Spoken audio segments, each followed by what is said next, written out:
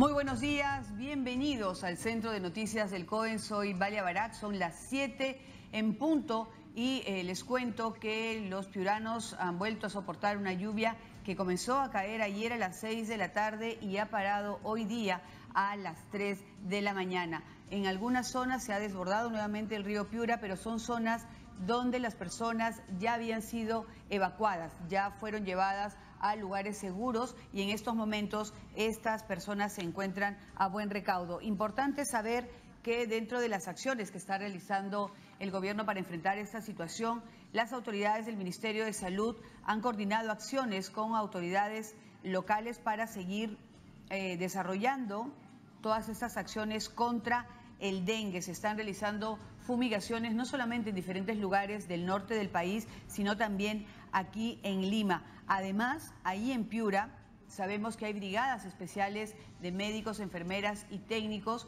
que están apoyando en todo lo que es la atención a los damnificados y obviamente se da prioridad a aquellos que presenten cuadros que eventualmente también requieran ser trasladados a otras partes para recibir un tratamiento especializado. Nosotros estamos ya en comunicación con la ministra de Salud, Patricia García, que como le decíamos, la hemos visto en varios lugares organizando todo el tema de las acciones que se deben desarrollar desde varios flancos y queremos preguntarle a esta hora, ministra, ¿en qué punto están concentradas sus acciones?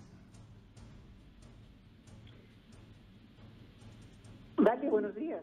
¿Cómo está, ministra? Buenos días. Le preguntaba, Sí, en este vale, momento... pero soy la ministra de la Mujer, Ana María Romero. Ah, perdón.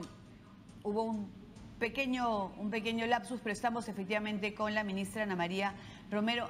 Ministra, quería preguntarle en este momento, en qué parte, digamos, en qué momento de este proceso tras atender la emergencia nos encontramos y usted específicamente a qué está dedicada. Sí, buenos días. Efectivamente, estamos distribuidas, el gabinete está distribuido en diferentes ámbitos del país. Al Ministerio de la Mujer nos ha correspondido trabajar puntualmente alrededor de las 3 cuencas en Lima, que son Rimanchillón y Lurín.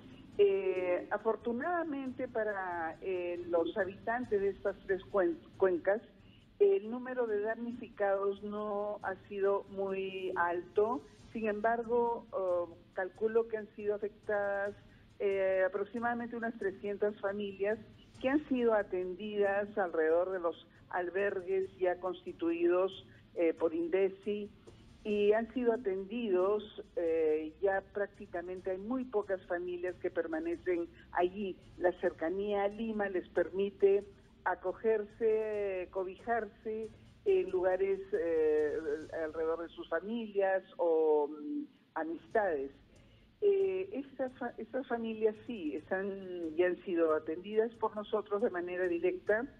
Diría que la parte más complicada fue la semana pasada cuando hubo el corte de agua que afectó a toda la ciudad de Lima, principalmente a las familias de menores recursos. Ahí pudimos entregar agua a través de cisternas y aquí un agradecimiento, ¿no?, eterno, permanente a las empresas privadas, a personas que nos apoyaron, pero permanentemente con cisternas que pudimos llevar a Caraballo, a San Juan de Miraflores, San Martín de Porres, Comas, Cieneguilla, en fin. Ahora estamos en una etapa ya de pensar con las autoridades locales organizadas en la Mancomunidad del Norte, por ejemplo, o también el conjunto de alcaldes que están alrededor del río Chillón y Rímac, para evaluar los daños ocasionados por el niño costero, con la finalidad de ya establecer un cronograma, un plan de trabajo para rehabilitar, recuperar, ¿no?, lo perdido, pero con una mirada, Valia, de que no sea como resolver temporalmente el problema, sino que sea encontrar una solución permanente, que no estemos cada año lamentando la crecida del río, etcétera.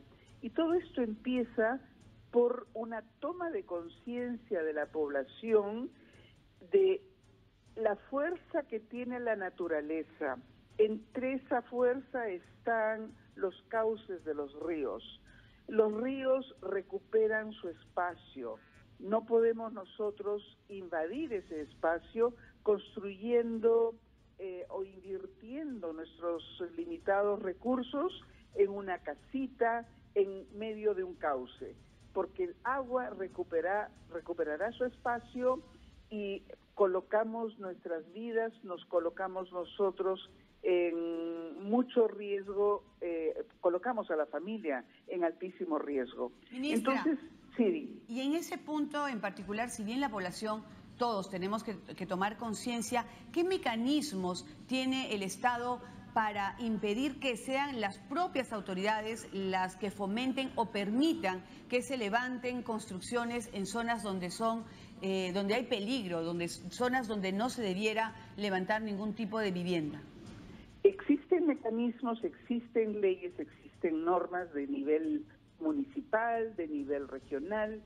Este es el momento, Valia, de revisarlas, tener una política a nivel nacional muy clara, establecer una autoridad en las autoridades locales, sobre todo sobre este tema.